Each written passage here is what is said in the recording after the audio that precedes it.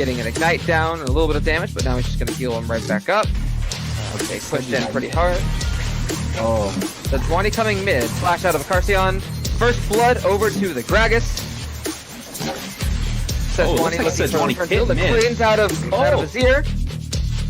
Still being chased down. Missing the slow on the W. This might be a dead Arda here. And Arda shall fall as well to Vaslo. That is 2 kills over to the side of Naughty Nips.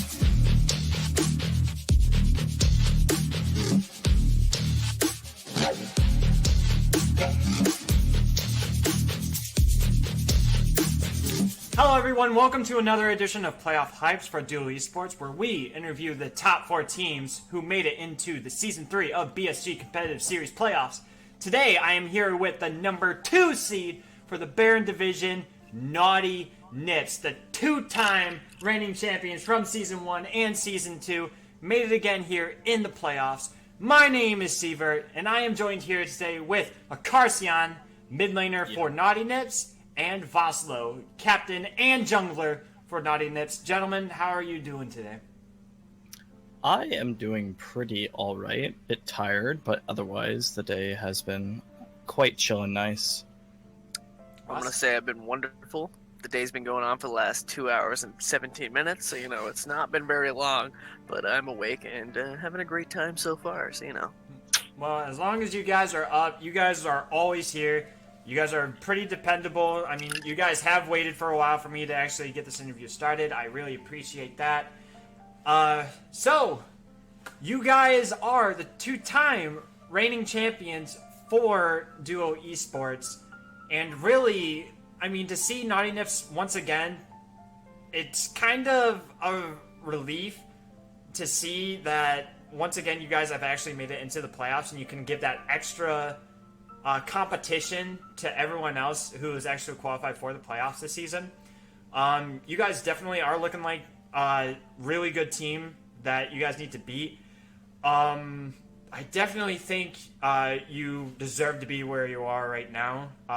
You guys should be respected as much as people don't give you enough respect, I think. I think a lot of people actually still kind of give you that little, I don't know if Naughty Nips are still the Naughty Nips as they are or in Season 1 and Season 2.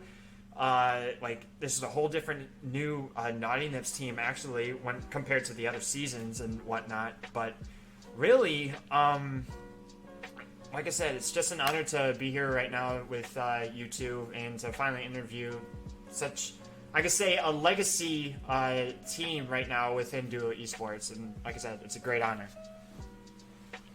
Yeah, and that honor is very appreciated. I wish Barbie could be here to be really part of the interview, but May she rest in shit.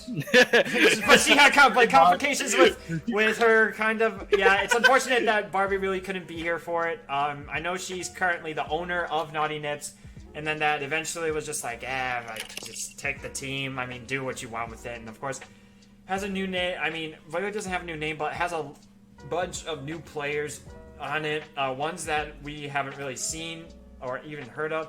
I know you guys have had some roster issues in the beginning. I mean, you guys did have the number 1 top jungle duo at one point, and then all of a sudden they just decided to go off and split from the team, which I found completely ironic. And I thought it was just they were there and then all of a sudden they just left, and it's oh my lord. And after they said that they left, it's Naughty Nips isn't done for. But obviously you guys and your team have actually still come out on top, earning the 2nd seed within the Baron Division. And like I said before, definitely earned your guys' right to be where you're at. So I have brought you two gentlemen here today to ask you a couple of questions pertaining to Naughty Nips as a team. I understand there is a podcast out there or a get-together where we get to talk about, yes, the league as an entirety, but you don't go ahead and you don't see any content out here or within the community just really focusing on the teams itself. And really, this is why I brought you two here today. We're going to be talking strictly about Naughty Nips, your guys' journey through the beginning of Season 3 from the preseason. Hell, even before like at the end of season 2 after you guys won it all, and really you guys have that extra baggage, really, I believe, for your team to know that you guys are the 2-time reigning champions for DUO Esports, and that's definitely a burden that I definitely wouldn't want to have for my team. But as I said, I'm here. I'm a spectator. I want you guys to tell me why I should vote for you guys to once again go all the way through to the finals and win it all once again and just assert your dominance as the SK Telecom T1 of DUO Esports. Not this season though. Not this season though. No. It's not this season. Okay, let me put it this way. You guys are gonna be the Korea of like all the regions of the world when it comes to League of Legends. You guys are currently the Korean region. Like, you guys are the region to beat when it comes to MSI or any international event. So really, where I want to start with you, Akarsian, since you are the most experienced or veteran player for Naughty Nips.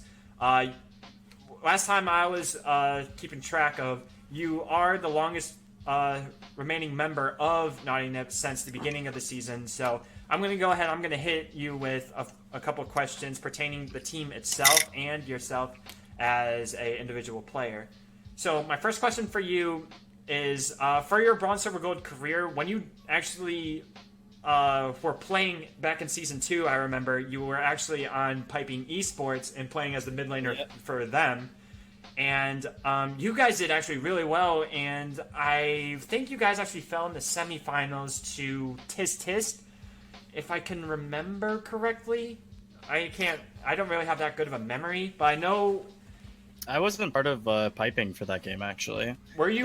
We had a falling out partway through the season due to a couple things going wrong, and then doing something that frankly straight out insulted me. So I'd prefer to be a sub for another team than continue being on their team. Mm-hmm. So I went into that. Eventually I contacted a bunch of teams. I contacted GG, fucking Naughty Nips, obviously, and I can't remember who the other team was off the top of my head, but I know certainly it wasn't Nevermore, because I remember that whole situation very well. But it's a good thing you didn't go there, because that in itself was that was just a falling plane, unfortunately, at the end of the season. But really, so when it comes to you for your Bronze, Silver, Gold career so far, when you actually joined Naughty Nips, like, what was your reaction? Because you actually joined the 2-time reigning champion team this season, and so what was that feeling like for you? It was interesting because I didn't even know Naughty Nips had that much history before, because I joined DUO Esports halfway through the season, and I joined Nevermore as the semi-starting mid laner. That was a weird thing we had going on between me and the other guy, and so I was just like totally new, didn't know anything, and then come to the end of the season, wasn't until I started being in that atmosphere, being with all of them, that I realized, like, holy shit, this is the first organization I've been a part of that actually has history to it. Every other part of the time, because I've been like a part of a couple of BCGSs and stuff before, like big one was Halcyon, which went into Clock Tower, which is on the team that I was a part of for a good 2 years, and I'm still on now. But that one had started there, right? And it still doesn't really have history. So to join a team that has history in a league like that, it was just fucking blew my mind, right? It was weird. So it added a lot to the pressure of everything, but it also just gave a bit more emphasis and want to win, right? I can compare it to how it felt football coming in from my team was always a heavy winning team, so there was always that pressure to want to win, which I really felt in Naughty Nips, right? Right, because when you actually think about it, I mean, if I got put in your position to where it's like, okay, I got them playing for all these teams that really didn't have as much success when I was on them, and then for suddenly to actually join another team to where they're 2-time reigning champions for this league, I mean, that in itself has to be really stressful to actually endure, because it's like that pressure is now exerted onto you, and it's like I now have to live up to that legacy to try and get Naughty Nips back on top again. And really, this season has been really much of an up and down, like as I can see, like so far. But all of the up and downs have been stuff of our, as much as I would not like to admit it, has been stuff of our own creation. I could blame it on the, like, shit happens as much as I want, but there was a lot of stuff behind the scenes that I messed up, other players messed up. We all just kind of led up to issues that created the problems we had most of the time. Right. So really, my question is. I was just going to say, relating to the pressure, I actually don't really feel that pressure that much, just because I've grown up playing competitive football since grade 9, and both the teams I've been on were, as I said, heavy history, heavy winning constantly. It actually fires me up more to win, right? Especially now as the seasons come on and I've become, I'd like to say, a very confident player in my own rights. Mm-hmm. It makes me want to live, which is part of what it's not to live, to win. Jesus Christ, English. And but it's also what's caused some of the frustration, in the sense that I get really fired up to win, and when that win doesn't happen, I get really frustrated, especially when it's simple stuff and stuff outside of my control that cause the loss. Right. And that's for any team. Like, you know the kind of talent and the kind of commitment that you guys put into every scrim, to every practice that you guys are into, like practice all that communication, and then just to come up short in every game. Yes, it is. It's tiring and it's frustrating because you put all that work in, and then just for that one game, like just because you missed one skill shot or because you played once, could like mean the whole difference between a whole team fight and possibly a game, just because of one mistake or like one bad play from any player, really. But really, to move on to still talking about yourself, because you ended season 2 the way that you did, what drove you to join DUO Esports again? Like, why were you still looking to join on a different team, and then eventually coming on to Naughty Nips? Just what drove you to join DUO once again? So the biggest thing was hashtag Naughty Nips Season 3. But also, after seeing how teams are running stuff, and I being the very naive person I am, I was kind of in the armchair quarterback thing, like, oh, I could have done that better. Blah, blah, blah, Yeah. Right. So, and it went all right at the start, but as I said, a bunch of fucking issues came up, and I was super fucking busy on my own time. Like, I was half the problems we had at the start of the season, just because I kept having to miss games as the starting mid laner and captain. That's just fucking unacceptable. But at the same time, I had my own commitments I had to deal with. I should have just way earlier in the season just with all this stuff, can someone else be captain, and if you want to keep it, you can keep it, right, kind of thing. But I wanted to step up for Barbie, because Barbie put a lot of trust into me and allowing me to run the team and rep the Naughty Nips both logo and basically be the owner of the team, at least for DUO for sure, because we were still super hazy on our plans afterwards, right? So there was a lot of pressure on me to kind of step up and perform, which was what eventually led to my breakdown partway through the season, right? But that's all of its own thing. And that's a whole different story for another time. Oh yeah, we want to do a whole story about the struggle of Naughty Nips, like mid season 3 and whatnot. But that's we're not here to recollect about Naughty Nips and like their struggles or anything. We're here to actually acknowledge you guys, and to like, of course, give us a reason why we should cheer for Naughty Nips. I personally am cheering for you guys to make it through your guys' Baron division and on your side of the conference, and actually make it into the finals to face any team from the Elder division that actually makes it. And I know you guys will do proud, like you guys have done for the past 2 seasons, and hopefully you guys can hold that title up once again. But really, what's the most interesting about Naughty Nips this season, though, is your guys' roster changes like happened quite a bit. I mean, like before it was, of course, you had GVG and Blade, which was considered in the whole duo community the best top jungle duo in all of DUO Esports. And then all of a sudden they just decided to up and leave, and then that left a huge like struggle. I wouldn't say struggle for Naughty Nips itself, but it left a lot of questions for the whole community, wondering if Naughty Nips could still perform at a high level to still be the team that is the example for all of Duo to follow. Now, after that, I'm just wondering, how did you get your starting lineup? Like, how were you able to say, hey, this is the team that we can actually work well with and whatnot?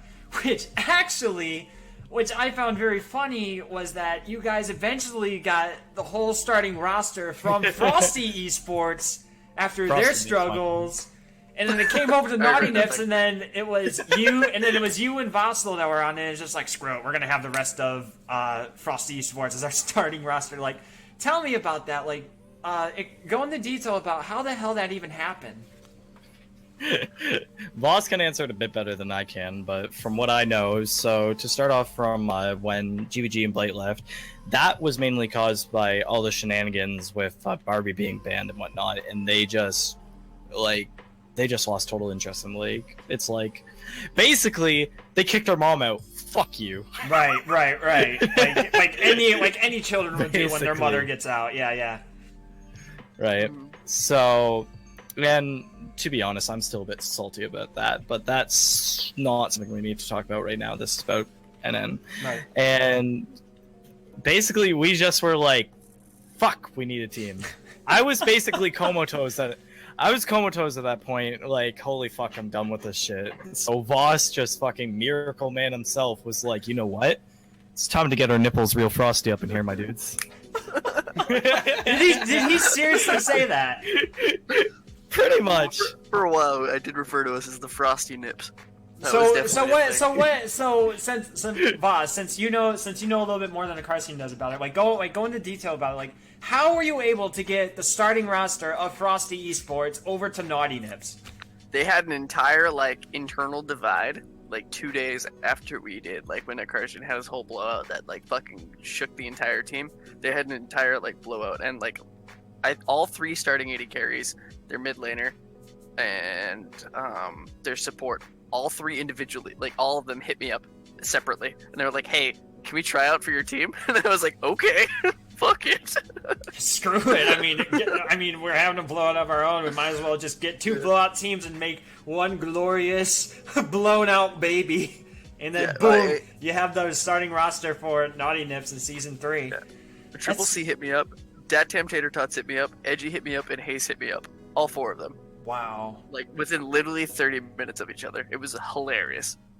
They must have concluded they were just like, might as well just try out for the number one performing team in Duo Esports, and there's like, screw it. And obviously it worked. I mean, they're on the team. They're performing really well, honestly. Better than they, which is so confusing to me because Frosty Esports, they were basically what Naughty Nips is now, but they seem to be performing so much better on Naughty Nips than they were on Frosty, which I think this is why it led to that disbandment or lack of leadership from Frosty that kind of got you guys really talented players that Frosty couldn't unlock its true potential with. And obviously you can see that it's working right here. I mean, you guys, like I said, you guys are already in the playoffs, number 2 seed. You guys are going to be fighting to defend your guys' title. I mean, I'm hype as hell to know that. And especially to not even see the untapped, as Syndra says, your untapped power of what the Naughty Nips roster has. I mean, I'm already hyped for it. But last question for you, Akarsian, before we go back down to you, Vaslo. So the preseason, though, I want to talk about how it was like after possibly when you joined the team and all the scrims and stuff, when you still had your old roster and whatnot. What were the thoughts going into this season? I mean, I know in the first week or something like that, you had to face the new coming Team Conqueror, and then really unfortunate events happened in that game, and then you guys actually went 0-2, I believe, in the first week, which shocked everyone. Like, because it was like your guys' first 0-2 week in any season, and even I was shocked about that because you guys had the number one top jungle duo, very solid mid laner. Like, I know you guys had at the start of the season we didn't have GVG and Blade. If you remember, I was top lane then. Remember? Vossel was playing top, and then Vossel was playing top. I thought GVG. Yeah. Oh yeah, GVG and Blight later you guys joined. at the beginning of the season. Yeah. Okay, now I remember. Yeah. But even still, you guys still had a very solidified roster on your guys' hands, and especially I believe you guys had Gwen down in the bot lane. You guys had, I think it was Yasuo as well. Who is currently, Yeso, my bad. He was in the bot lane as well, and those two were synergized really well. But, I mean, like, it blew my mind after what happened. So, like, what happened during the preseason? Like, was it just overconfidence coming into the season, or, like, what was for it? the EG game? 100%. The overconfidence. I fucking put Bard mid. I think that speaks a little to the overconfidence, and also just team communication in general. There was a bunch of stuff going on with that went. But also with the Conquer game, that was fucking scheduling conflicts, wasn't it? That wasn't the first game I had to miss because of fucking. Yeah, Gawain was mid lane, and so he was playing as Orianna mid lane. We were up against the Smurf Arena himself, Core.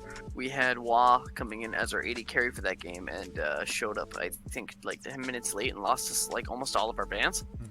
And that was pretty sad. So we had a whole ban and pick ban phase picked out, and then we didn't get to use it. So I opted to pick Maokai into the Alawi there, and hoping to force 5v4 team fights with the ability that Maokai has a better team fight around Alawi, and that didn't end up working out because every time we called for TP flanks and every time that we called for like getting wards so that we could make plays, every time Gawain just kept calling for 4v4 fights, and they were losing 4v4 fights, and I was like, this isn't how we win this game. And they're like, but why do we keep doing it? And I was like, I don't fucking know. Don't ask me. You can see it from the scoreboard in the CS lead that they have. You ask me. But I'm telling you what to do, and here you are fucking it up. But yeah, I agree. I agree with that part. I mean, of course, miscommunication for any team could definitely lead even the best teams to actually fall apart. And of course, as for every team, I mean, you've seen it all season. You've seen it with AOL when their hurricane hit, and then they lost pretty much almost every single starter. That caused them their first loss of their first 0-2 week that they ever got this season, which was due to unfortunate events such as that. And really for you guys, like, of course at the beginning of the season, just really roster issues. Like, it's just a reoccurring thing that's like making all these good teams struggle the most. And like I was saying, it was just like when the duo community was seeing this, it was just like, it's immediately the team itself, like they're not as good as they were before. That's not the case. Like, we didn't have our starting roster, or like when we knew what we were doing, but then certain events happened and we just weren't able to perform because of those complications. And when they went and overlooked it, it was just something that I kind of just didn't take kindly to, because you can't judge. It's hard to judge a team actually from best of ones, especially for when you do have roster issues and like when circumstances like every other team goes through. But really, it was pretty obvious that Naughty Nips did have slight of a bit of a struggle, but I knew that you guys weren't the team to like struggle that much. I knew you guys would eventually pick it up at some point, which obviously you did. Even after you guys got your main roster as you have it right now, you guys got your shit together, and once again you're in the playoffs. So we're gonna go ahead and actually gonna move down to you, Voslo. I do have a couple of questions for yourself, since you are I'm pretty sure not really the newest member, but you do have a little bit lesser experience than Akarsian does within Duo. So my first question to you is, like, how did you get into the BSG, like, competitive scene? Like, what drove you to be like, yeah, sure, like, I'll do competitive League of Legends for Bronze, Silver, Gold? Like, oh. Some dickhead got asked to be the jungler for the playoff run of some team that was going to win the season 2 finale, and he asked me to teach him how to jungle so that he could play Warwick in all of his finale games in the season 2 playoffs. And he asked me how to do it because I was a jungler, and I basically have been playing with him for like 3 years at that point. He's a stupid dickhead, and I taught him how to play Warwick, and he just like carried a bunch of games playing fucking Warwick because he's broken at the time. Yikers. His name was Akarsian, something like that. I don't know. Arsalan, I don't remember. Something similar to that. It started with an A, that's all I know. Aloysius, I don't fucking remember. So Akarsian was the main reason why you actually got into BSG in the first place. Like, he was just like, hey man, just come do this. I mean, it's fun. I mean, I'm enjoying it. Yeah. You'll probably enjoy it as well. He originally got me to join to fill in for a practice for his other BSG team he was on, the Clock Tower team particularly, which I'm still on that team as well. Now we're under the SPK banner, but whatever. Originally he got me to play for them, and I was playing jungle for them while he was playing mid lane. And then while we were doing that, eventually he asked me to help him with like jungling and things like that, because he was asked to jungle for Naughty Nips in the season 2 finale run. That's pretty interesting. I I actually didn't expect like someone to like Akarsian to actually bring you in. I mean, Akarsian is in my no, but here's the thing. Because when I think about you, Akarsian, like mid laner for Naughty Nips, I know you are a veteran within the whole duo community. Like, you've been here since, I'm pretty sure, the beginning of season 2. Nope. Midway through season 2, but still, you still have way more experience than Vaslo does at the moment. And then when you bring him in, he's now the captain and the starting jungler for Naughty Nips. So obviously that shows that, like, you do have certain trust within Vaslo as a player to be able to manage Naughty Nips as a team and make sure that he actually can make the right decisions to have the team lead into a certain direction. And is this true, or is it kind of like... Flame me. Tell me how it is. Flame me. or is it mainly like, I don't want the captain role. I don't want to manage shit. I want to just be the mid laner and don't worry about anything. That's a bit of what it is, but when it comes down to it, Voss is a really awesome guy. I really appreciate how long I've known him, how much I trust him is the main factor in me doing that. Barbie's was the one to decide him to be captain, because it was like, she needed captain, and I was like, fuck that shit. I'm fucking done. Right? And Right. Voss was like, you know what? Fucking put me in, coach. Got you. Got you. You're my boy, Blue. You're my boy. And I fucking love him for it. He's my boy. Right? So another question for you, Voss. So until you actually joined the team, what were you doing, like, in the meantime? So this is more pertaining Masturbating. I mean, I'm pretty sure most of the players do that event, like, on a daily basis, even when it's during the preseason. I mean, let's all be honest here. I mean, we're all adults here. We have needs. Someone's We're got all to get men. frisky. That's beside the point. Yeah. We're a little bit naughty here in the Naughty Nips scene. So really, Classic. For you as a BSG competitive player, like, what were you doing, like, within the preseason or before you actually joined Naughty Nips? Like, were you actually trying to improve your style so you can actually perform at the same level as most of these competitive players within the league, or were you just actually doing what Akarsian was saying, just... I was just enjoying my life. I'm not gonna lie. I've been playing with Akarshin for like a very long time now. It's probably been like 3 years. I used to bring him and a whole bunch of people like before they changed the whole MMR system for like normal games and ranked games and stuff like that. Right. I had a very high normal MMR rate. Like my normal MMRs was in the high diamond to mid masters level. I played against very many challenger masters and just normals like all the time, just as a support.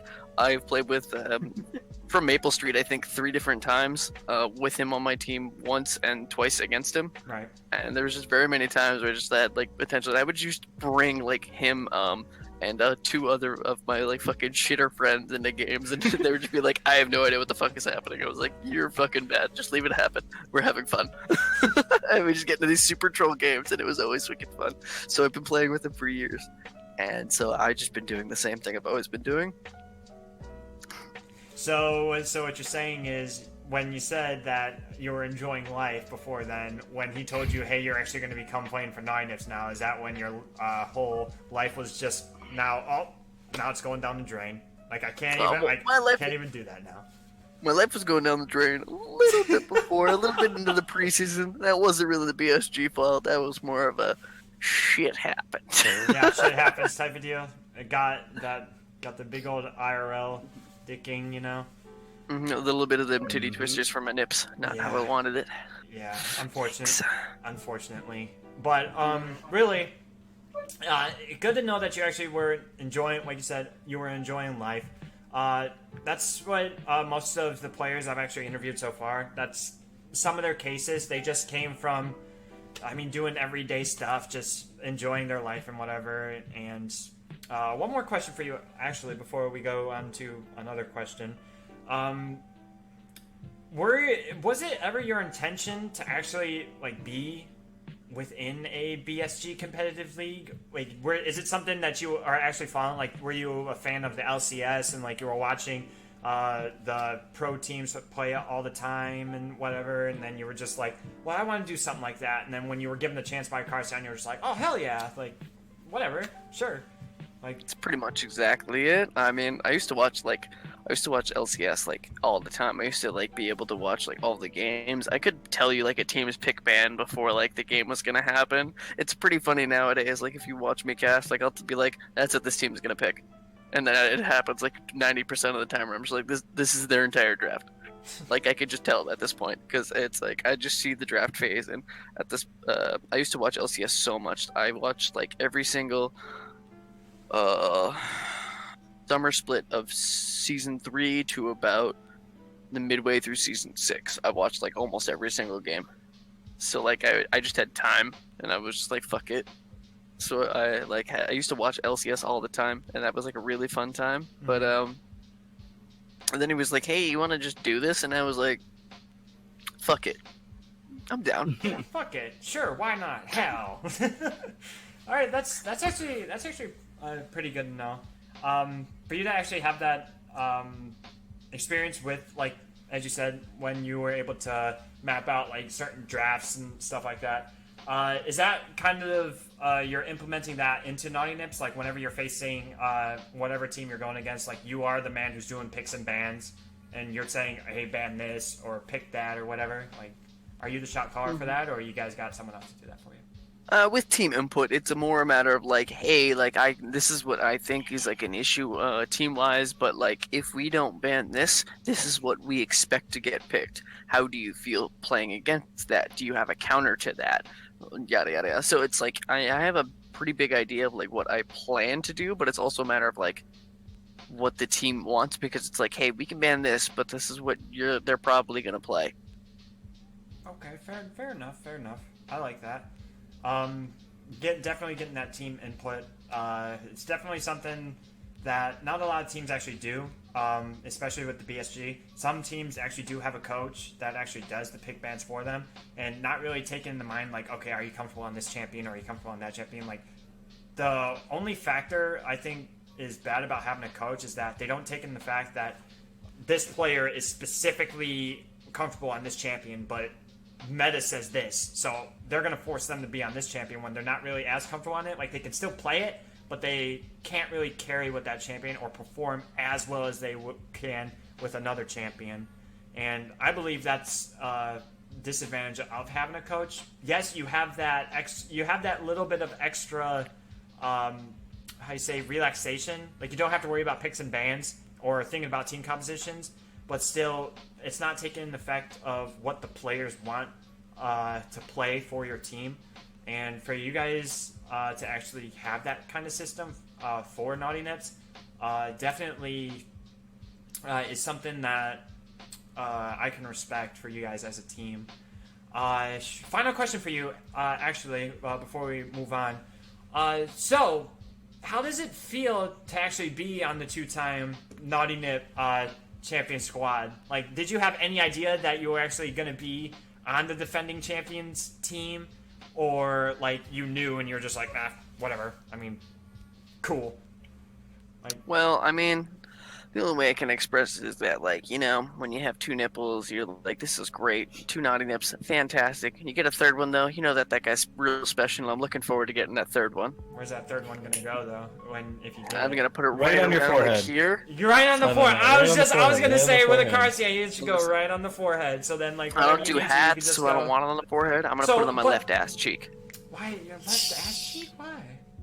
But you know what? Because that's the easiest one I can smack with my left hand when I'm trying to taunt people. Hello, duh. But think of it. But think of it this way. I mean, if you did have one right on your forehead, if you ever get a headache, you can just be like, oh my god, and then you can be like, oh. And then somebody's And like, then- "The fuck's wrong with your forehead? Levi, sit out of this." Yikes! You just gave me something to fucking go back and. I'm It's you. Okay, it's fine though. It's gonna give me something to look for now. So thank you for giving me this Easter egg. Asshole. You're welcome. Have fun. Hey. So glad to. Only because we love you. Yeah, right. Thank you. But glad to hear that you actually are wanting to pursue that third nipple right on your forehead or on your right ass cheek or left ass cheek, whichever one you want to put it on. Really, it's showing that you guys are still dedicated. Like, you guys still want to have that title in your guys' possession and really still carry on the legacy that Barbie left with you guys. And hopefully you guys can actually make Mother proud and come home with a trophy so she can be like, my children, thank you, and whatnot, and then freaking Xbox. Barbie's wore that bomb that's like smoking things. Six like, hey, fuckhead, you do it? Say, you gonna do this, kid, or you're gonna be going out on the street again tonight. Jesus. Anyway, enough with my trailer trash talk. So now, we're gonna move on to actually asking both of you some questions, and I'm gonna get both of your inputs on this. So we're done with the preseason, season 2, beginning of season, all that's in the past. Now we're going on for the entire season as a whole, to the point where you guys got into playoffs. Now, the first question I want to ask both of you is really, are you surprised about this season? Like, any surprising turn-ups that happened this season that actually caught you guys a little bit off guard? Like, any of the new coming teams, like the way that they place and the way they finish? Any of the Smurf teams that like actually got caught and then unfortunate events happen? Like, give me your guys' reaction to this season. Oh, we'll start with you, Carcion.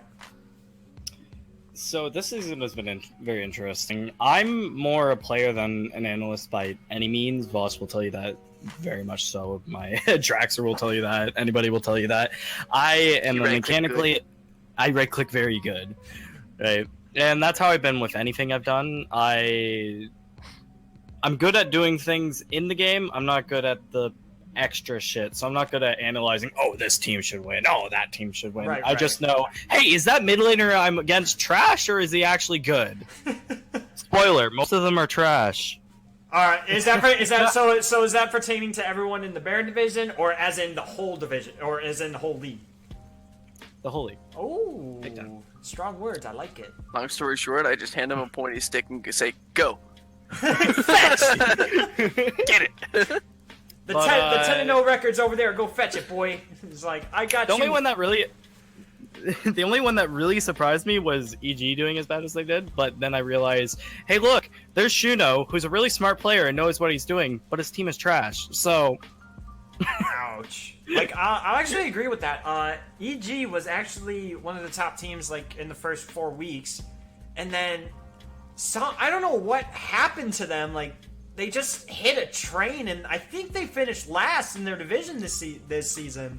Like, after being at that train, and the train hit harder. Yeah. That's for damn sure. Like, a bunch of players, like, I know their top laner, Night Show, actually left after, like, week 6 because he got bored. I guess he just lost the motivation to actually continue playing and whatnot, and that was a huge loss for EG because he was carry top lane for them, but then after when he left, there wasn't really much to carry. I mean, they lost their they lost their primary top laner, and now you got a sub top laner who doesn't perform as well as Night Show did.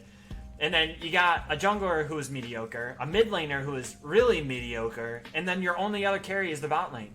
Because 100% Starstruss was definitely a pretty decent support, but I mean, if you were able to camp their lane, Shuno and Star couldn't hold off a 5-man gang bot lane. Like, if you shut them down, the entirety of EG fell down. So I agree with you, Carcion. Their downfall was definitely surprising for me. That just shows that even if you do good at the beginning of the season, doesn't mean shit because the season ain't over yet, man. Like, you still got a whole like, how much, like, it was which like, was what made it really funny when people were like, oh man, NNS trash this year. Oh man, I'm not gonna do it. Oh man. And I'm just like, it's like, bruh, we still got a whole season to go through. Like, no reason why to make accusations now. What about you, Voslo? Like, was there any surprises about this season for you, or was it just like, everything fell into place?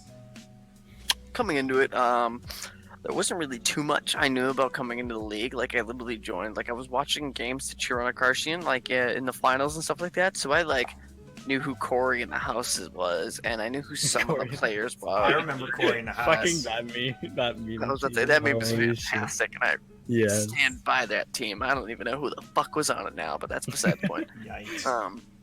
A bunch of Smurfs at one point. I believe it. Corey in the House, obviously they were Smurfs. They're way too good. It's the best anime ever. Alright, so coming into the league, I really didn't know what to expect. I didn't know who any of these top names were or anything like that. The only thing that really surprised me coming in was Conqueror. Their ability to play around their mid laner and their top laner at the beginning of the season was excessively well. Rutledge was basically this uncontested monster in a 1v1 scenario. If he's able to get a good 1v1, he's very good at going for aggressive trades and forcing people to trade with him when he wants you to, rather than you going for trades when you want to, because he pushes for a lot of aggressive trades to make you use your cooldowns on a cooldown rather than using them when you want to use them, and going for your own trades. Right. Just because people just feel like, oh, I have to trade back. Oh no, I'm in the 9 minions. Fuck. And then nobody respects Rutledge properly, and so like that's just something that really hasn't come to fruition. I know you, Siebert and GVG have done decently well into him so far, but he doesn't. If he's ever really in matchups where it's not to his favor, he really just kind of like sits behind minion waves and just like doesn't do too much. Right. But he's a very serious top lane threat because he understands what his team needs to do to win, and Gimpy has been very enabling for that, especially post 6, pre-6. Because that was something that I actually seen. Yeah, that was something I actually noticed about Conqueror this season, was that most of the time, if Rutledge wasn't able to get that kind of pressure that he so loves to give all the damn time when he's up in that top lane, you can actually tell Conqueror as a whole starts to fall apart, especially if Phoenix didn't get ahead in his lane at all, and Gimpy like literally couldn't do anything in that case, because their bot lane wasn't their most overperforming lane out of like the whole league. I mean, their bot lane was pretty sketchy. At the beginning of the league, at the beginning of the season, their bot lane was exposable. Yeah, very let's put it very that way. exposable until they actually, because I just interviewed them not too long ago actually about their roster changes that they actually had mid-season. And they said that, like, of course they possibly found the final key that they need to actually make the run all the way to the finals, but really their bot lane isn't really much to overperform like as well as Phoenix can or as Rutledge can. And let's be honest, Gimpy is just there to make sure that either Rutledge or Phoenix get in that lead. And if either of it failed, then Gimpy doesn't do his job, and then Conqueror falls off completely. And if that happens, then Conqueror just falls apart. And that's happened time and time again. Even if they have a lead, there have been some occasion, I think like 2 occasions where they actually had a lead, but then they got overzealous and they lost a couple team fights, and then boom, they lost the game in the end. Yeah. But The playmakers on that team are definitely Rutledge and Phoenix. Gimpy's not really a playmaker. He's someone to enable the playmaking. He's like a win more, basically, is the best way I can describe it, to use an analogy from card games. So Right. So since we're on the topic about Conqueror a lot, so for Naughty Nips as a team, when you're talking about Conqueror being the most surprising to you guys, there was a certain level within the entire league where it was AOL, Conqueror, the 2 top teams in both the Elder and the Baron division. But then Naughty Nips wasn't really. I mean, Naughty Nips was always in the competition for that spot, but they weren't really as talked about, like in the middle of the season, and then until towards the end, where you guys started to pick it up, and then Aether came up, and it was like, Hero Termina joined the team, and then all of a sudden they got skyrocketed up all the way to the top, and earning 3rd place in the playoffs, and then 0-7 to 7-7. yeah, like it's like what in the hell even happened there? Is like, so my question is for Naughty Nips as a team, what was your guys' reaction when it was AOL is up here, every other team is right here, including Conqueror, Naughty Nips, all the other teams are down here. Like, why, for the whole duo community to actually put AOL at that certain standard, what was it like for Naughty Nips? Like, what was your guys' really response or reaction to that, Voss? At the beginning of the season, we had a couple of scrims with AOL, and they went pretty well. I think we went just about 50-50 in both of the scrims, so we weren't like really. 5-1 at one point, actually. We were destroying them in the scrims. That was part of why we got so cocky at the start of the season. There was I don't think we ever really destroyed them. I think there was a couple of times where we basically played into their hands, and then there was times I think we went 50-50 about. I think it was actually we played 5 or 6 games, and I think we won 2 and they won 3 is the exact record, I believe. So that was pretty good at the I remember it beginning. being 4-2 at one point. Maybe. I don't remember. I remember Orn was a very funny play. I remember that one. Yes. Somebody played Kennen into me and they had a terrible time. Yikes. But we weren't really scared of them at that point. We just thought that for the most part, most of the Elder Dragon League was looking pretty weak. And it was kind of like the general consensus at the time was that the Elder Dragon League was just not really performing up to AOL's level. AOL was just like this solo like tier that was probably on the Conqueror Naughty Nip level. And maybe even the skill cap level if Aegis Tiger remembered how to right click things that day. Right. And also, Yikes. That's probably like the first call out during the interview so far. That's awesome. Like, I mean, like, let's be honest here. I mean, skill cap it like performed really nicely at the beginning of the season. We're able to take down Conqueror after they got completely shit stomped by Naughty Nips in a 15-minute game, and then they managed to beat Conqueror. I think it was either later that day or like that same weekend, and which was absolutely nutty. But mostly because Conqueror was kind of memeing and picked a bunch of super troll shit that clearly none of their players played, and was just like, me Phoenix, me Tower Dive Rhaegar, and hit Baby Cage. Shit. Not much I can do there. Yeah. So we weren't really like afraid of AOL at the time. We were just like, oh yeah, we'll be fine, blah blah blah blah. We got this. Look at how naughty my nips are. Woo! What about so what I about can describe anything we do. Look at our nips. Woo! what about you, Carcion? What's your reaction to that? Because like when the duo, because what I think about when the duo community says that, they're basically saying every player on the AOL squad is overperforming out of everyone else in any position in the league, which I completely disagree with in the first place. I mean, for crying out loud, I mean, even in the mid lane, like AOL struggled, I think a lot, like within the mid lane, because they couldn't really find a solidified mid laner in the beginning. Because I know there was Spike that started out in the mid lane, and then it changed to Ooey Gooey now. Like they can't find like really And Blue Edit keeps. and the Blue Edit was every in the once mid lane at one point. Like they couldn't find a really solidified mid laner. Yet the duo community was like, oh, AOL is always up here. They're at the top tier of the team. Because like I said, that's pretty much saying that everyone else in every other tier on every other team like can't compete with AOL. Like what is that saying to you? I think that speaks for just Duo in general. Duo tends to be a very short-term memory type of area, other than like a couple certain people like GVG and Blight are a great example where they're like, whoa! Right. Gods! But pretty much. And it just comes down, with them all being short-sighted like that, you can see it a lot with... honestly, to rep myself for a bit, everybody was like, oh, Phoenix top laner, da-da-da, right? And then they eventually realized, wait, fuck. There's a new challenger approaches.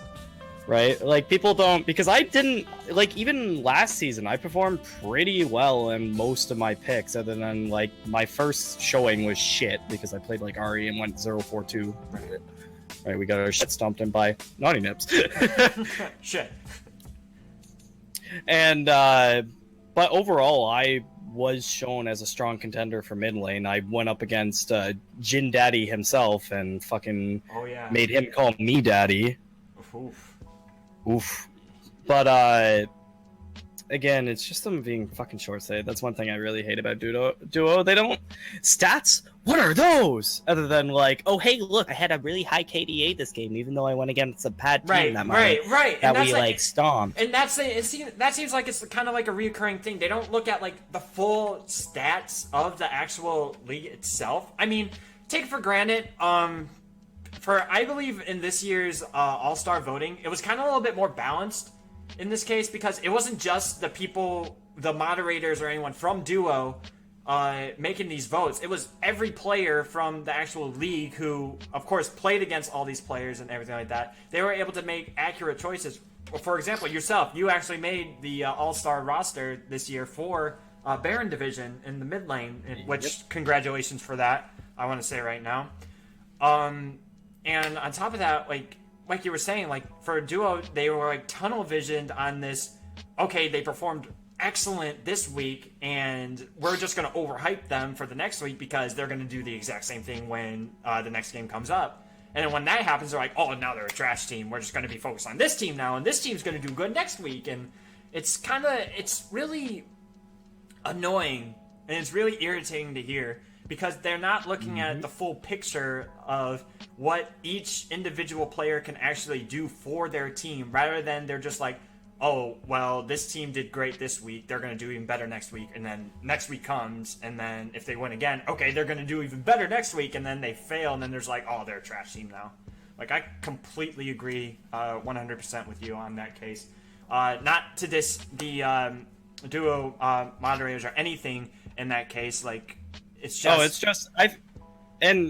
Because even that, we can't, not even just because we can't Duo, say, because we can't say, because really we can't say that it's the Duo community, because the Duo community kind of spoke when they were doing the All-Star voting, and then they did choose certain players that actually excelled in their role. I'll 100% agree with that in both Baron and Elder.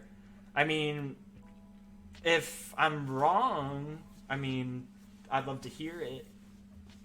Fridge didn't make top lane for Elder. Yeah, I was actually very upset when Fridge didn't make it, honestly. You're right. You know, For, best top laner. I His know. gangplank I know. No, was it? I don't know. I've never even seen it. No, I'll admit 100%. Fridge definitely should have been in the. He should have been in it because the thing I like about Fridge is that even if you do make him go 0-3 in lane, he can somehow have more team fight priority and do better in any fight than your 5-1 Gangplank or your 7-1 Darius. Like, for somehow he can make shit happen within his own hands.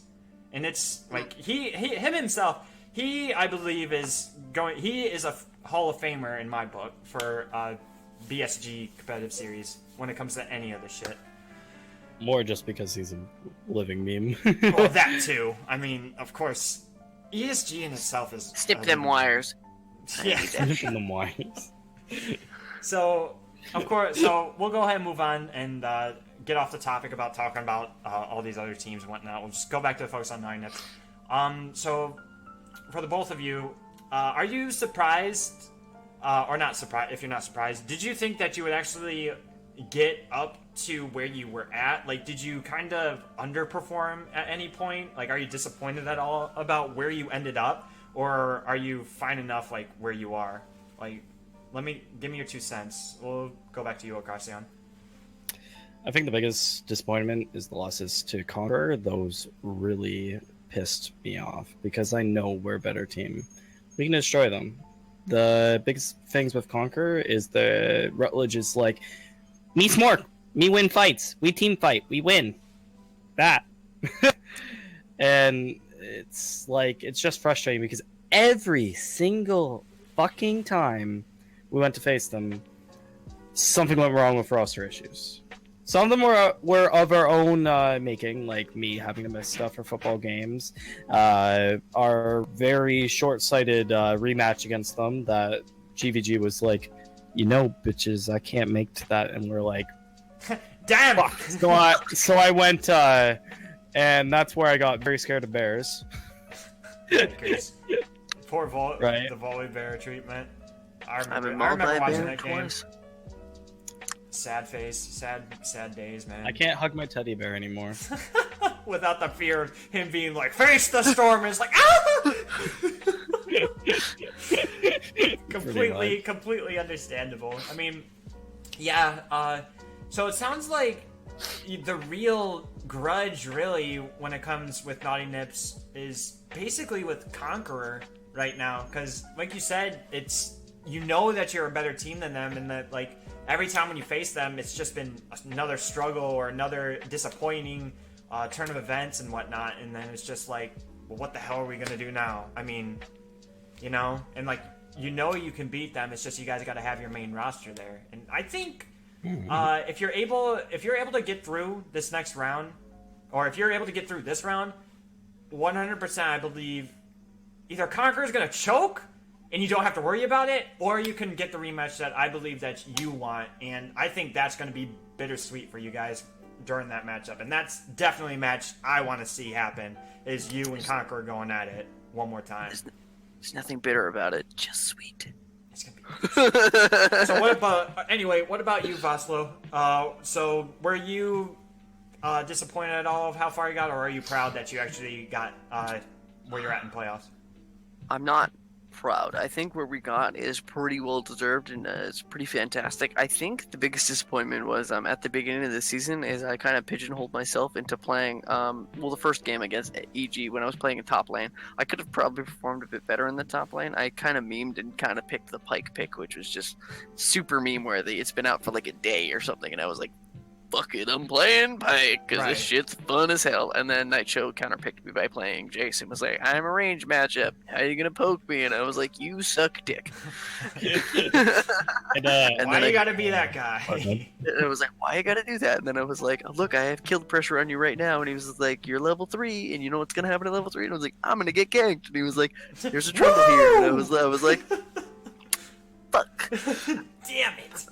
In the Conqueror game, I picked the Maokai, and then I literally fucked the entire game by trying to hold a wave that I shouldn't have been trying to hold with Rutledge right there. Rutledge hit 6. I didn't realize he was level 6, and I was level 5 on Maokai, so he just murdered my ass. And I was like, well, fuck. And then I died. He got He got first tower gold off of it. He got Rift Herald off of it. He got a bounty gold off of it because I had 2 kills at that point because I made a great TP play to catch 2 people out. Mhm. So he got like I think a 2k gold swing despite being like down like so much gold in lane, and then just swung the game around. I was like, well, everything that just went well in the beginning of this game, Down the drain. so that sucked. And then in the skill cap game where we managed to shit stomp that game into oblivion, I decided to go for this one really aggressive manly dive against the Draven. I was like, this is easy. He's level 5. Fuck that guy. As I go for the dive, he hits 6 mid dive, and I was like, now I just look like some shitter top lane playing Renekton. And then I go for the kill after and die too. Or was that something else? No, he lives. Yeah, no, somebody just lives. He just dies. He just kills me there, and I was just like, "Fuck!" I was so mad. And that was like the only 3 games I played top lane. I think there might have because I would have been a 4th one against Aether, but Aether forfeited because they couldn't get any of their 10-man roster there for that game or something. So in short, you are glad that you actually got to where you were, but you know you could have done better, basically, right? Yes. Okay, guys. For me, yeah, I know definitely you guys could have done better. I mean, there was a couple of games where you guys did meme, which is what I kind of didn't understand, like, on some games, because, like, I myself know that you guys can do so much better, even if you're not memeing. I mean, for crying out loud, if you're able to win a game and you're memeing, that right there is just saying that, like, we can do a lot better. Like, we're not just taking we almost won that seriously at all. game. We almost won that EG game, but the Orianna main himself, Gawain, really thought that the ball was his ball and kept walking into shockwaves, thinking that they were very fun and cuddly. And let me tell you, losing 3 team fights in a row because he's like, me Kaisa, me touch this.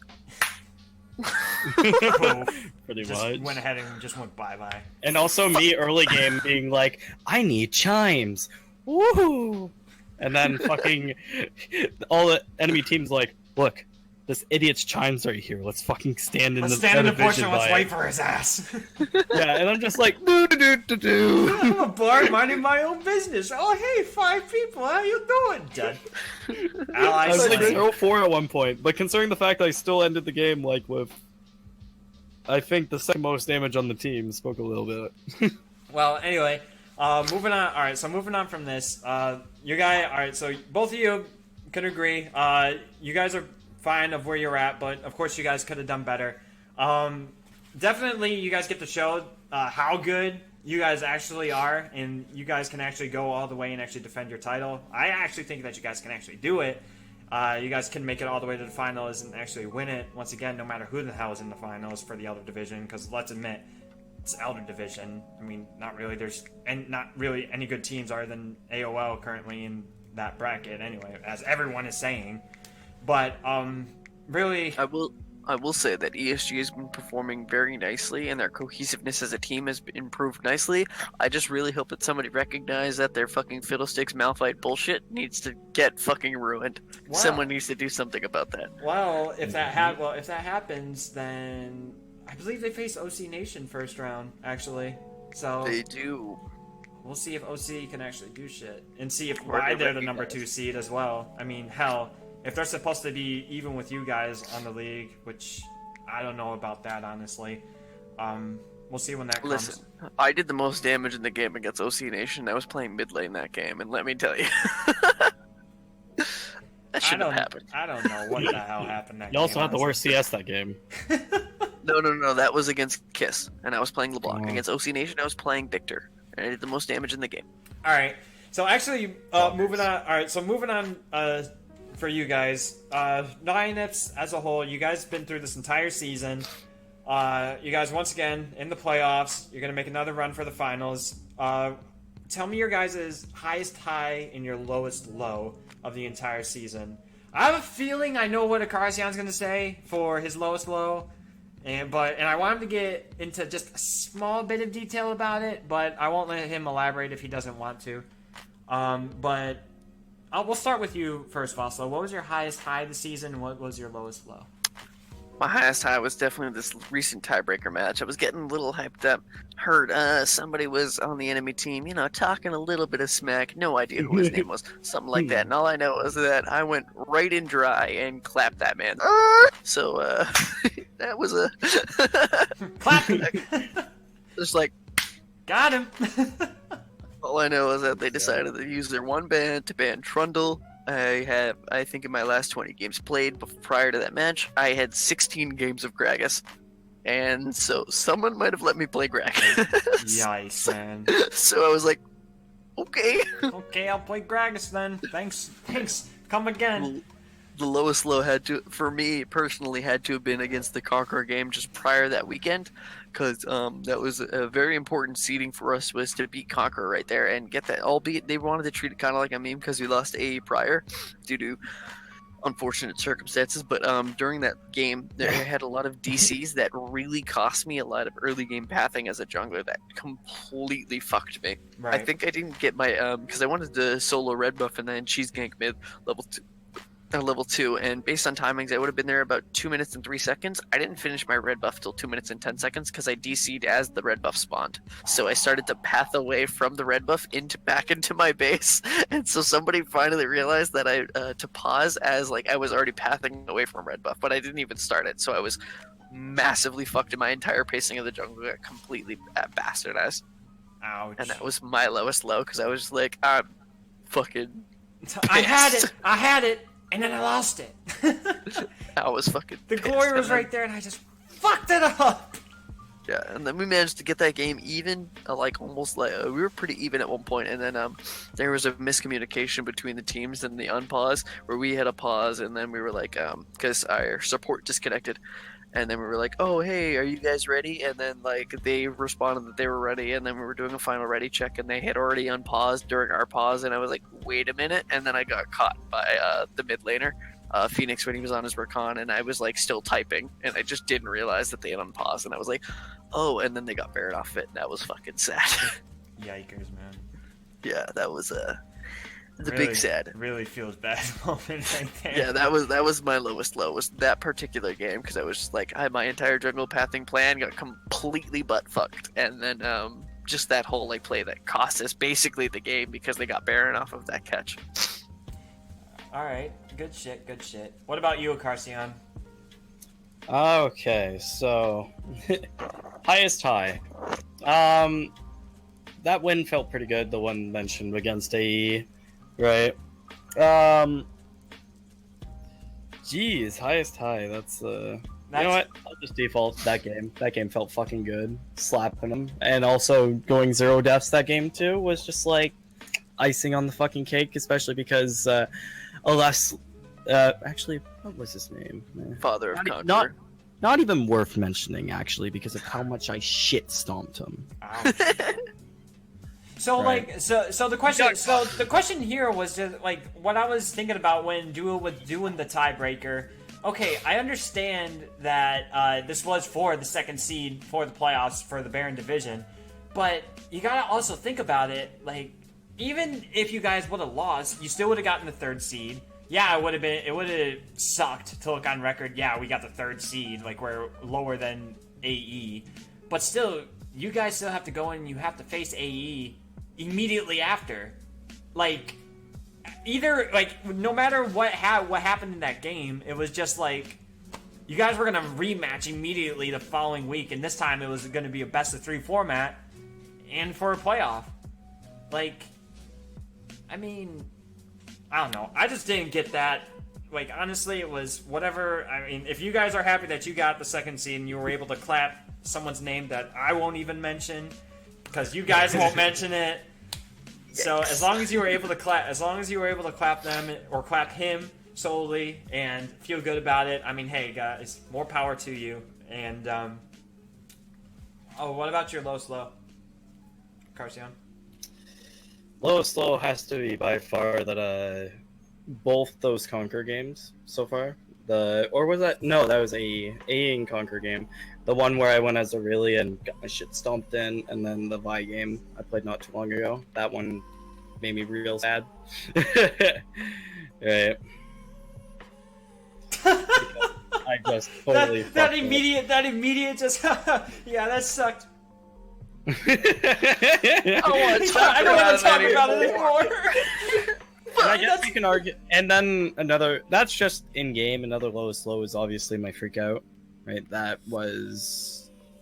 There's a lot other stuff involved with that, but it was still. I shouldn't have allowed it to come to that, or basically allow myself to react like that. Right? I appreciate Voss stepping in so smoothly and so easily to help both the team and Barbie's as well, right? Even though it was what led her to getting kicked out of Duo because of some shit. I appreciate them so much for how much they helped me during that. Okay. Yeah, I mean, that is a common occurrence with most of the players, especially for normal. Well, it even happens in the LCS as well. I mean, we're all human at some point, and really, it's just when shit happens, I mean, our emotions sometimes get the better of us and whatnot, and it's just like, we're all only human, and really for Voslo to do what he did, as you mentioned, for him to actually step up and actually take that role, that's truly friendship that you need to actually hold worthwhile, you know? That's a true bromance right there. Like, it's like, all right, you're freaking out, man. Don't worry, I got your back. You going into that house? Don't worry, I'll take care of 9 hits for you. Just you go ahead and relax, fam. I got you. I got you. I got you. Basically how it was, but that's really good about that. To hear that from you, Karstian, especially for you being the veteran that you are and having that much trust within your team. Or within your teammate, actually, to be able to do that. So, moving on now, so we don't get this a little bit too long. This one has been a difficult question for everyone to answer. You guys can answer it 100% honesty, but don't worry, you won't hurt anyone's feelings, because I'll have a follow-up question right next to it that's going to actually make everyone feel good about themselves all over again. But the tough question I want to ask both of you is, after this entire season is over, after you've been through the thick and thin as a team, who would you vote as your team MVP throughout this entire season? You cannot choose yourself, and it has to be someone else on your team. So we'll start with you, Karstian. Who do you vote as your team MVP for this season?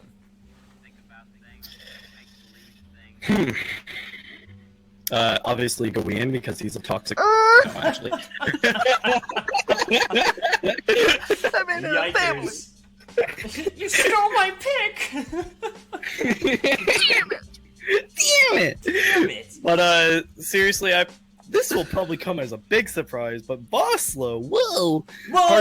Really? Partially because he's been one of 2 people that have lasted the entire season with me, and also just the fact he's a fucking bomb awesome dude. He's played mid, top, jungle, and support this season. He is the GOAT of DUO Esports right now. Right? So talk about reliability. Exactly. Talk about reliability. We're standing right in front of him right now, man. Wow. I did not know you played 4 different roles. Yeah. I'll even play AD carry too. I've even offered to on multiple occasions, but that's beside the point. That's crazy. You don't even see half the players in the damn league even go over 2. But you're playing 4. You played 4 different roles this season. 4. And I also play AD carry in my free time because that was actually the first role I ever made. That's versatility. That's versatility right there, man. Like, wow. Anything else to add, Karstian, about? You done twisting his nips? I'm very good at twisting Boss's nipples. He makes those neighing sounds I like. Yeah. Jesus, man. Alrighty then. Voslo, what about you, my man? I'm gonna give it some horse love and fuck. I think it's that guy up there, yep. He would be damned impressed. I was about to say, yeah, I mean, obviously, him and I have been pretty much the staples of Naughty Nips this entire, roster for the entire season. Him and I have been the main staples and just the only 2 people that have lasted the entire roster, pretty much because we made pretty much the team between the two of us ourselves. It's kind of been like co-captains really at this point. Also, he's been the most performing mid laner. His mid lane has been insane. His champion pool is like pretty much unbannable. You can ban his Azir, and like that's fine and all. And you're like, oh, I guess I just get to get fucked by something I don't know what he's gonna pick today. Okay. Right. And not only, and I'll agree with you on that one. I mean, for crying out loud, Akarsian was voted All-Star for a reason. I mean, for crying out loud, the man is consistent, like constantly. Like I don't think I ever see Akarsian never being annoying in lane, and then I never see Akarsian never be annoying or never be subtle in a team fight. Like whenever I always see when people are always yelling at Akarsian, he's like, oh wait, I have flash, I'm just gonna hit you with fucking bard chimes, you can't do shit about it. And then like, oh, what's this, you're gonna flash on me? Haha, there's some terrain right there, bard Q. And it's just stunned, and then it's like, more bard chimes. It's like, dude, like, Dude, I fucking love that legit, shit, watching you on a Carcion, watching you on a Azir or Carcion, they both started with an A, blah, blah, blah. But watching you on Azir is the most, I don't know how to say it, like, I love watching you play Azir, man. I mean, you're like, dude, I love like playing Azir. You're like one of the only Azir players within the entire league to still Kovac likes to think he is, perform. but he never pulls it out.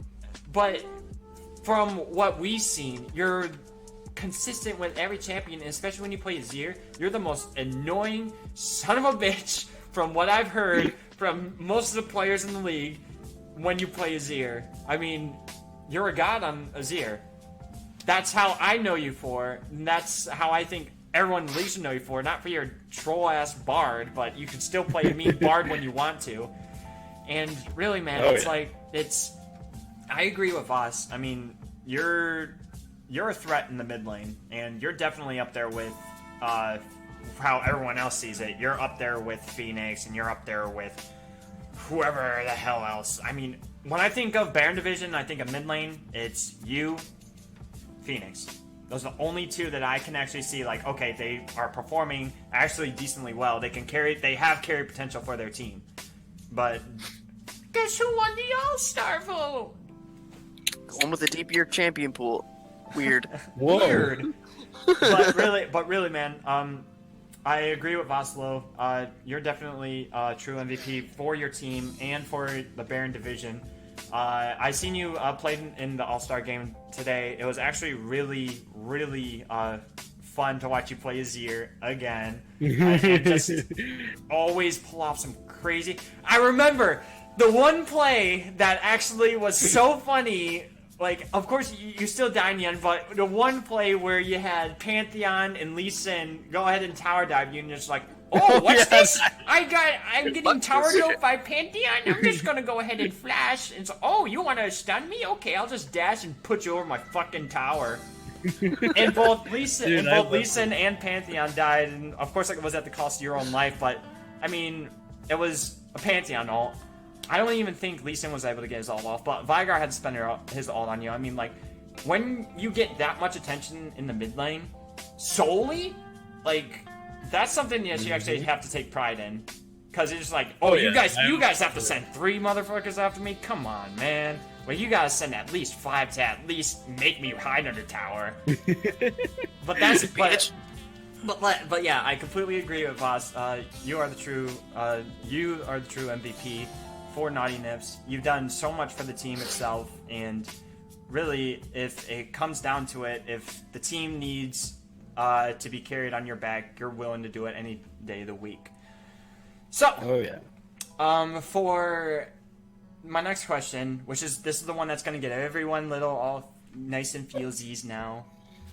So, for you guys' playoff roster, when you're going into the game against, when you're going into your game against Aether Esports, tell me each position of every role, at least one good thing that you love about them, and just why you're glad that you're actually playing alongside them throughout these playoffs. But here's the gist of it. You can't mention yourself about it, of course, because you can't hype yourself out, because that's just stupid. So when you're going down the list, you're going to skip yourself, and then at the end, I'm going to be giving my spectator's opinion about both of you as players, from what I've seen, how you perform throughout this entire season, and that'll be that. And then we'll move on to the playoff talk, and then we should be good. So we'll start with you, Voss. Go ahead from down the list, starting with your top laner to your mid, ADC, and then support. We're gonna go right there. We're gonna talk about Tangelo. Tangelo, he's got a very interesting champion pool. He's got a little bit more that he hasn't really shown to a lot of the BSG, the duo scene. That he has a couple more picks that really haven't been tested yet, that we really haven't put him on. I like that he has some hidden picks and some hidden potential. He has a lot of ability to learn and understand what he can be doing better, and he's very willing to listen to criticism.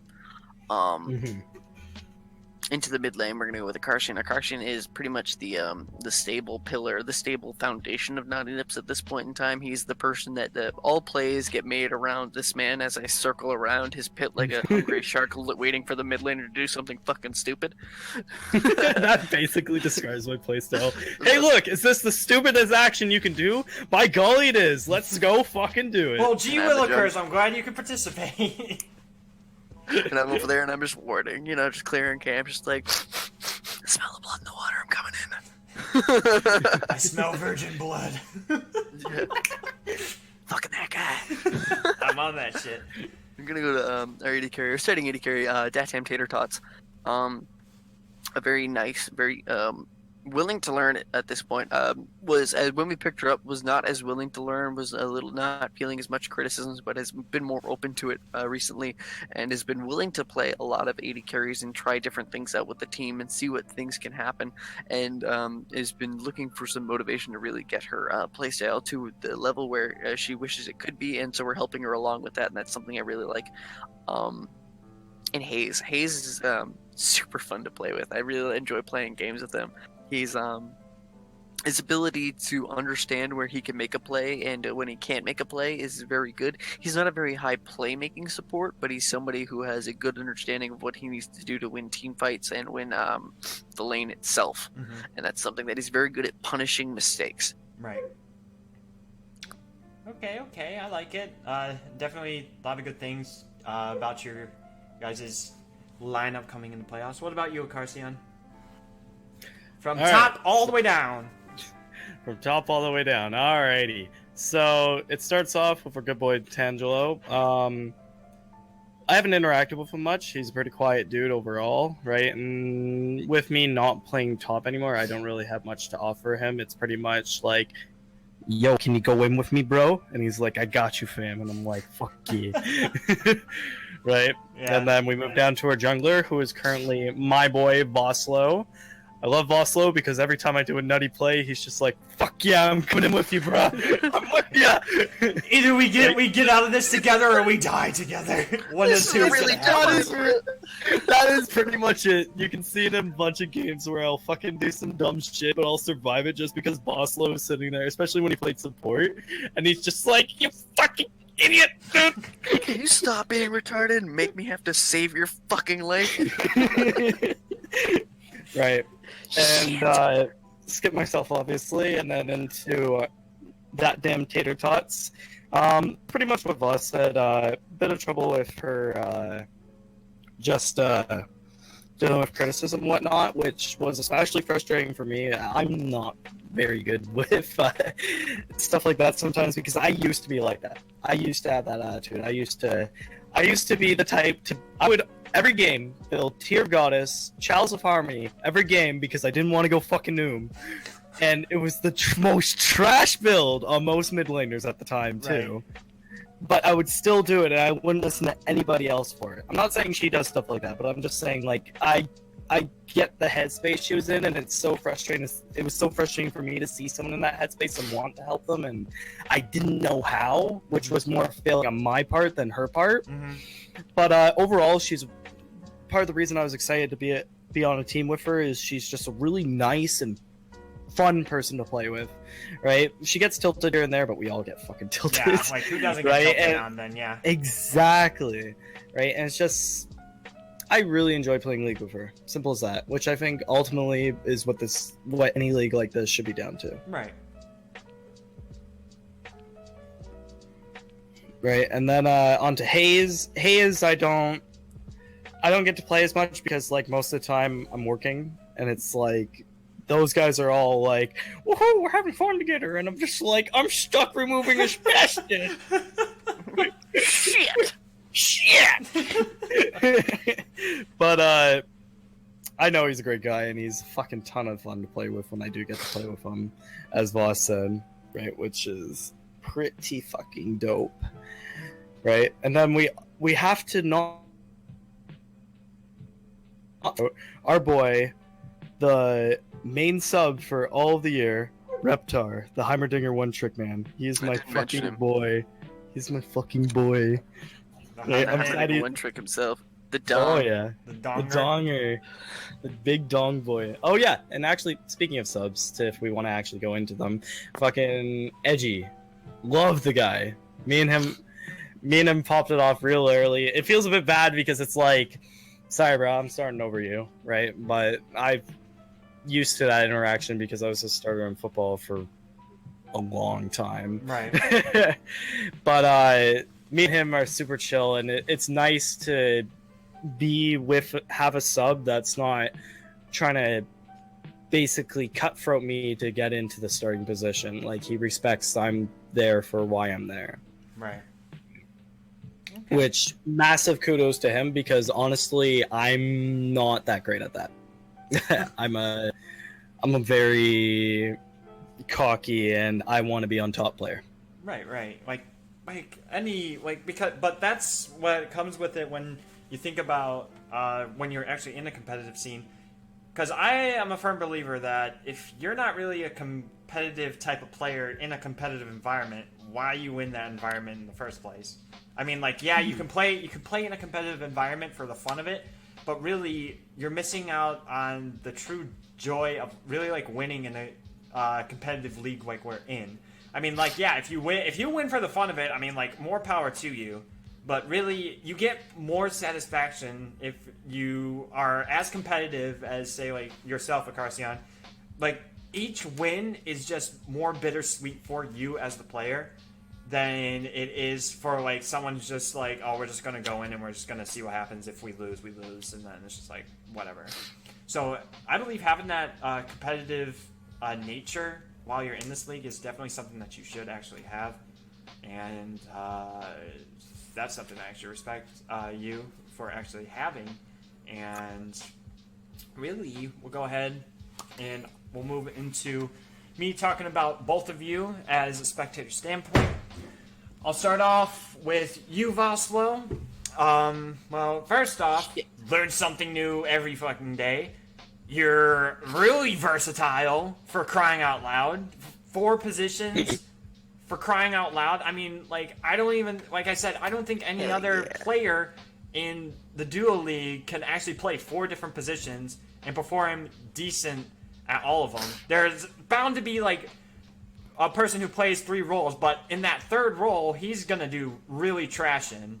And it's like, if you can perform as decently well and able to still get Naughty Nips into the position that they're in right now, after you playing in 4 different positions, that speaks numbers to me. Like, that is like the San Andreas respect team is playing at this moment after you said, yeah, I played 4 different positions this season, and of course I was able to do decently well in all of them. Like, massive amounts of respect for you for that. And that's something that a team needs to have. Like, they need to have players that are more versatile, that are able to play in different roles and positions. Because, for example, if any of these roster issues ever come up for any of the team, oh, it's okay. Well, we can switch him up into the top lane or in the mid, or we can put him on support or anything like that. Like, you have more flexibility, and you know that they're able to perform well on these champions, and you can still decide which compositions that you guys actually want to do. Excuse me. So, for that, it's really, forgot what the word I was gonna say. So I'm just gonna skip it and then just head on to the next thing I'm gonna compliment you on, which is definitely being there for your team. By the sounds of it from a car sound, he's really appreciative of what you've done for the team itself. It's definitely a burden, I believe, for you to actually carry, to actually be a captain for the two-time defending champions. And it's really a lot of pressure. I feel like for you guys as a team, but like as I'm interviewing you guys right now, it's just like, yeah, we're the defending champions. Like, yeah, we still want to win it, but we're not thinking about it. Like, we're not nervous about, like, what if we lose? Like, you guys aren't being so insecure about it. Like, you guys are confident. Like, yeah, we're gonna do well in playoffs. Like, we're facing number 3 seed. Okay, cool. Who are we facing next? Number 4, easy. We're facing 1, 2, easy. We're just gonna be heading into playoffs, and whoever the hell we're gonna face, we're gonna stomp their ass to the ground. Like, it's plain and simple. I mean, but that's the confidence that I actually admire about you two, is that you aren't insecure about your team. You have confidence in your guys' team. Hell, you guys have enough confidence to do a transition of power even when someone is actually struggling. And that speaks huge, huge numbers, like massive amounts of respect to you, Vasilo, as a player, and from spectator to player. I can be added on to the Vasilo fan base, or I can even start like a cult under Vasilo, the man who can play 4 different roles in the same game and perform just as well as any other player. So for that too, my man, massive amounts of respect. I think you're completely underrated by the duo scene as a whole. I think you don't get as much gratification as you deserve, and when it comes to playoff time, I guarantee you're going to show the entire community why you should be respected as both a player and as an owner/captain of Naughty Nips, 2-time defending DUO Esports champions. Now, Thanks, Dad. You're welcome, my son. Now, Carcion, you, my friend, I mean, any all-star that makes it, I have huge amounts of respect for. You're making it on the top of all the top-performing players within the league this season. I'm extremely happy for you that you actually made it. It's just showing that you have this much amount of success for yourself, and how you can actually carry your team in very dire situations and really just overperform out of everybody. I mean, within your league, you're not scared of any other mid laner. Like, when you think about it, your type of mentality is, I'm the best. Like, you have that chip on your shoulder. Like, you're saying, I'm the best mid laner within this league. If you want to prove me wrong, go ahead and come and get it. And it makes me happy to hear that you still have that grudge against currently the number 1 seeded team within Baron. Because you know that you're better than that mid laner, and you know that your team is so much better than that team, and you are striving to have that revenge to be like, well, this time it's going to be different because we're going to make sure that we have our roster. We're going to make sure we have a game plan for you guys, and we're going to make sure you guys don't luck out this time. And if you guys even think you have a chance, well, go ahead and bring it, because we're going to give you everything that we've got.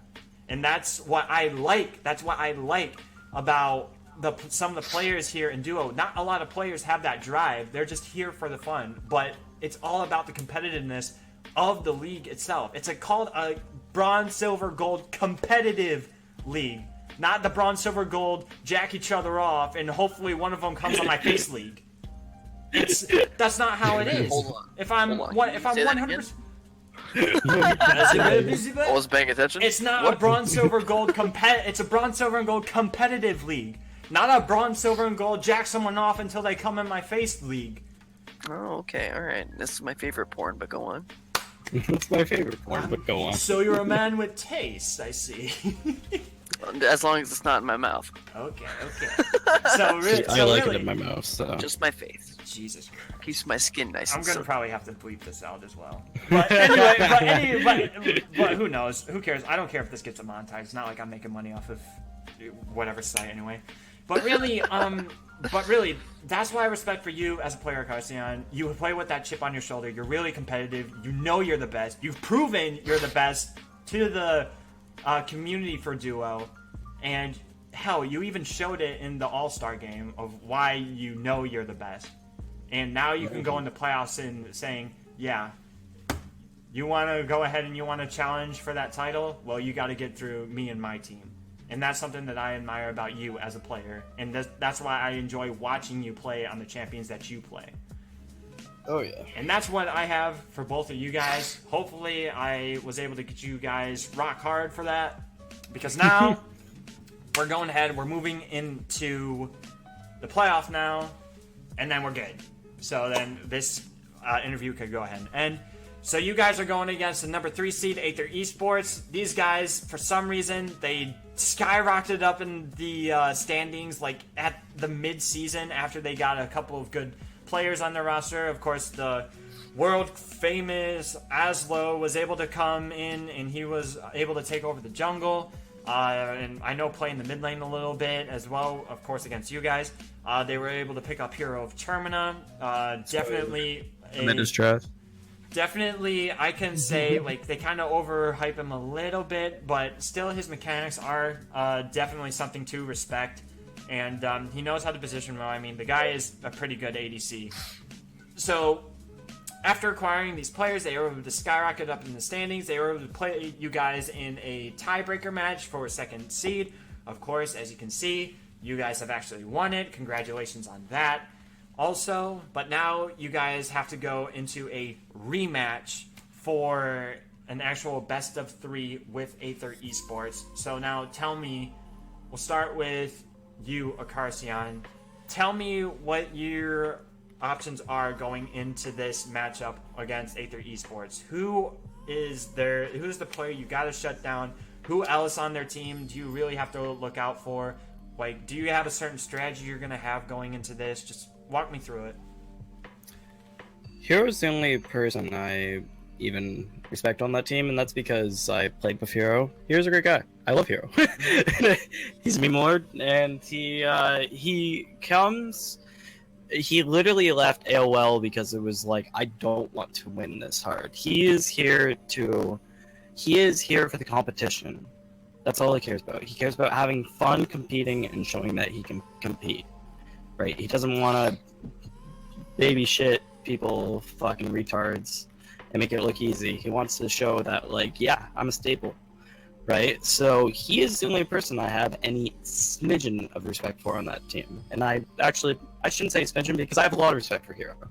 Right? He's a fucking good ADC, and he knows what he's doing. He all the seasons he's played, everyone, especially people that didn't know him before, were like, oh, Smurf. Right? It's me, Right. Gargamel, and I smell a Smurf. You pretty much just summarized what exactly the Smurf hunting team in DUO Esports is like. Pretty much. And everyone else on that team, other than some cunt, I can't remember his name now. God, another. Oh, God. Continue. Okay, the This other wasn't only me. dick Better. on that team, I have no idea who he is. I don't even know the names of the players off the top of my head. Mhm. And I think that kind of speaks for a lot. I don't think I have to say anything more after that. Okay, I like it.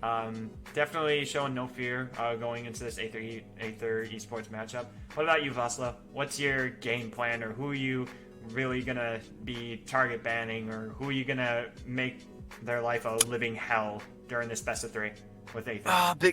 Big thing. Mid lane's gonna win, so I don't really have to worry about that lane anyway. So I'm not really Okay. too caring about it. Like Hero of Termina is gonna be an issue, like just as like he's so good at an AD carry and his ability to abuse a lane. If my bot lanes goes for an extended lane phase is not to their favor, as Hero can easily punish that, and that is something that he's very good at, being in that 2v2 as long as possible. And that's something that we really don't want.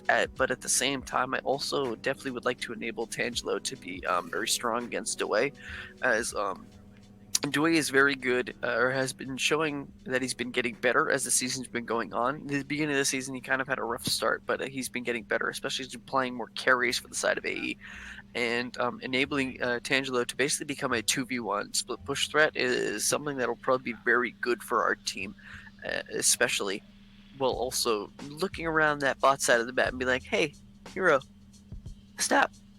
Stab. Scap. No, smack Daddy, you. no!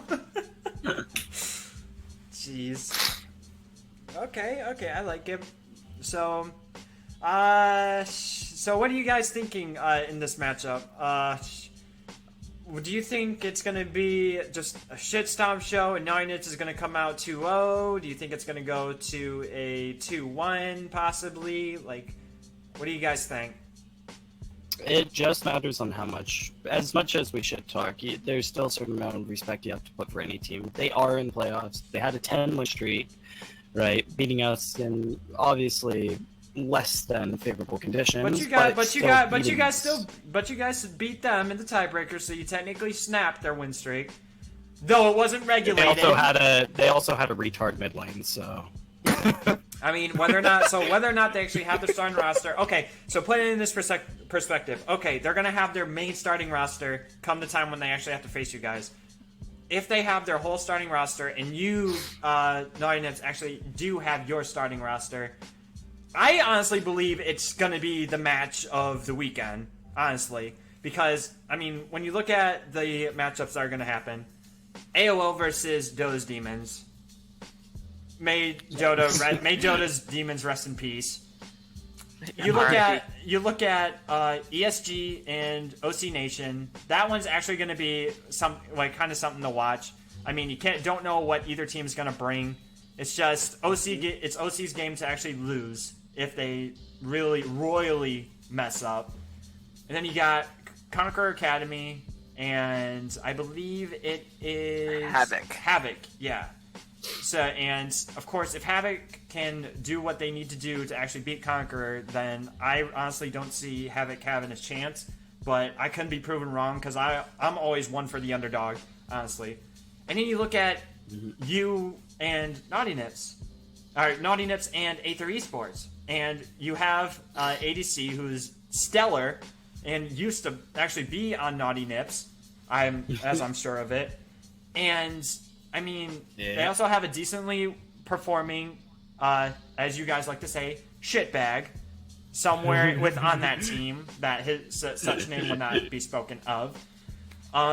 He's also performing decently well at the same time. Sure, he plays at the same kind of level as you do, Acarcion, but he just talks way more trash than you do. So, really, it's really what's... Exactly. And really, what this matchup is going to come down to is who is going to step out of position more. Who's going to make more mistakes. Because both of you are going to definitely bring the heat. No, even if you both have your full starting roster, just one slip-up can actually matter the game for you guys. Luckily, it's a best of 3, so if you mess up in the first game, you still got that second and third game to come back and win. Or hell, you can even make them slip up and you guys could 2-0 them. So really, in my eyes, this is the match of the weekend for quarterfinals, is Naughty Nips, Aether Esports. Because you guys are decently well-performing teams. And I'm hoping you guys actually come out on top and actually are able to retain your guys' title and make it to the finals and still be able to get that third nipple right on your forehead or your ass cheek, as we spoke about at the beginning of the video. I didn't forget about that. So, really, that's basically what I see throughout the early stages of the playoffs. Before I end, is there any shout out that you guys want to give out to anyone in the duo community, anyone on your team, anyone else on a different team? Like, do you have any shout outs for anyone? Right off the top of my head, my boy Brett. He has fucking brain cancer, but he's the most positive man I have ever met in my life about it. That's right? a lie. I know. Yeah, but seriously, the guy acts like he doesn't have it half the time. Like, he says it, but he doesn't.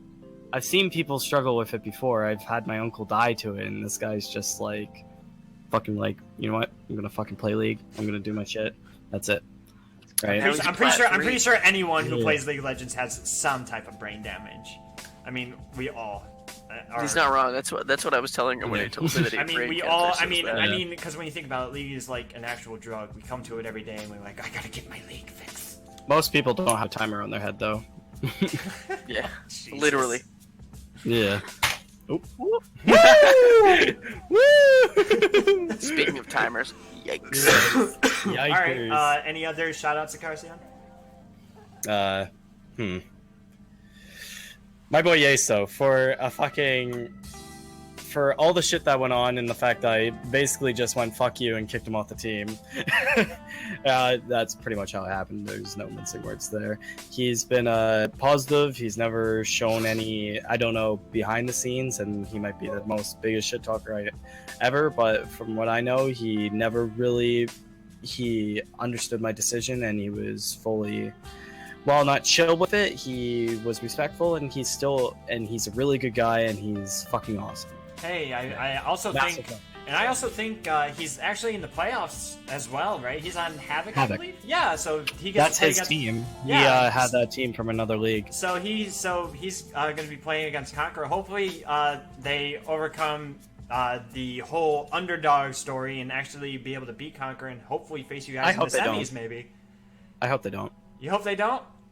because Gawin's on the team. Oh, Jesus, Simple as that. yikers.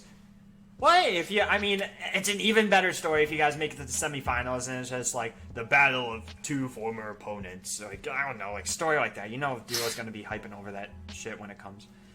But anyway, Oh, yeah. Oh, yeah. Any other shout outs? I got done. What about you, Voss? I'm gonna give it to my boy Reptar. The guy's been the emotional beacon of Naughty Nips. He's been great. He's been great for the team. He's been pretty much just shows up to practices. Doesn't really do too much. He kind of fills in when we need him to for maybe some in-houses that for like some scrims and whatnot. He's been pretty staple. He's pretty funny. Absolute great guy. Wicked fun to play with. Not very good at the game. He'll tell you that himself. But God, As long as he knows it. fantastic. As long as he knows it and he's willing to accept it, man. I mean, But goddamn, when you see him play that Heimerdinger, your dongers go up. You right. Because let me tell you, there's nothing like, you're just like, man, that guy has no idea what he's doing in this game. And you're like, how did you just 1v4 on Heimerdinger? And he's like, I don't fucking know. man, I Shit, can't. they ain't it.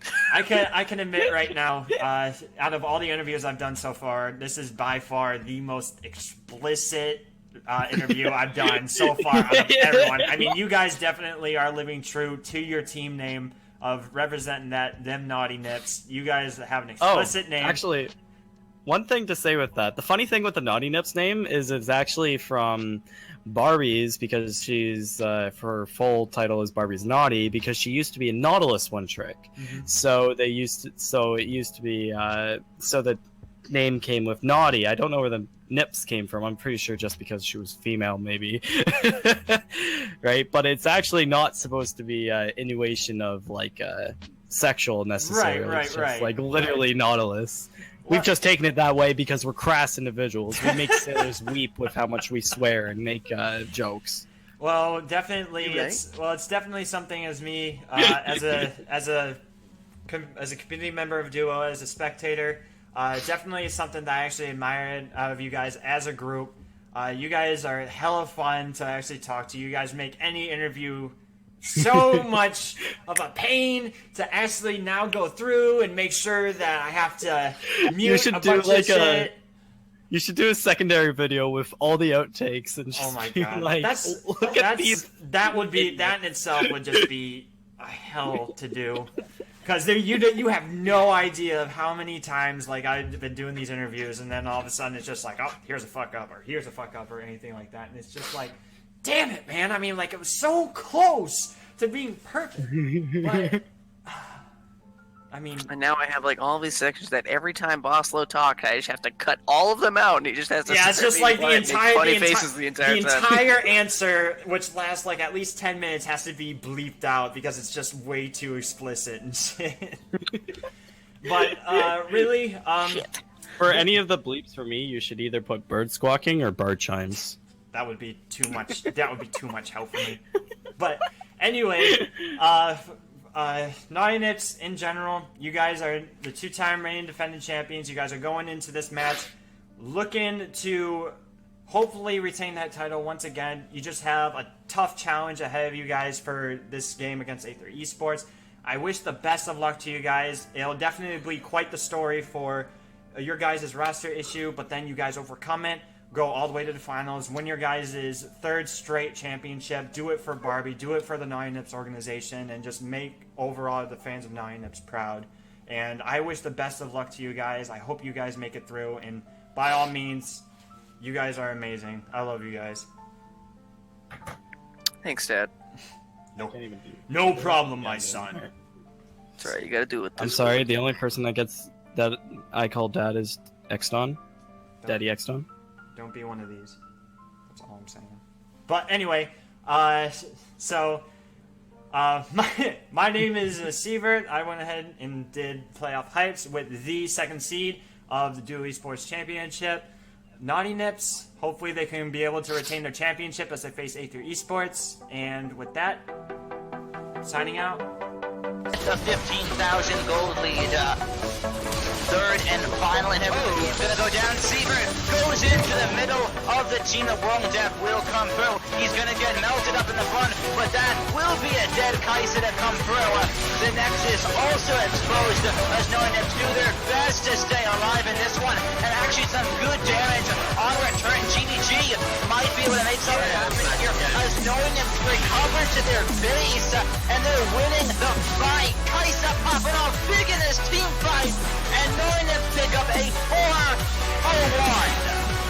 Wait a second, that wasn't supposed to happen. Wait a second, now Blue Net, the